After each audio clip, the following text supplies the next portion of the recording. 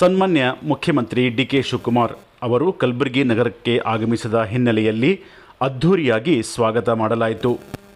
ಇದೇ ಸಂದರ್ಭದಲ್ಲಿ ಉದ್ಯಮಿ ಮತ್ತು ರಾಜಕೀಯ ನಾಯಕರಾದ ಸಂತೋಷ್ ಬಿಲ್ಗುಂದಿ ಅವರು ಮುಖ್ಯಮಂತ್ರಿಗಳಿಗೆ ಹಾರ ಹಾಕಿ ಬೆಳ್ಳಿ ಗದ ಕೊಟ್ಟು ಸನ್ಮಾನಿಸಿದರು.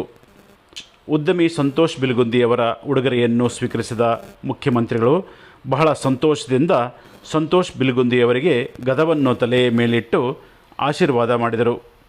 ಇದನ್ನು ನೋಡಿದ ಅಭಿಮಾನಿಗಳು ಸಂತೋಷದಿಂದ ಮೆಚ್ಚುಗೆ ವ್ಯಕ್ತಪಡಿಸಿದರು. ಇದು ಪರಸ್ಪರ ಭೇಟಿಯ ಸಮಯದಲ್ಲಿ ಸಂತೋಷದ ಕ್ಷಣವಾಗಿತ್ತು ಅಂದರೆ ತಪ್ಪಾಗಲಿಕ್ಕಿಲ್ಲ.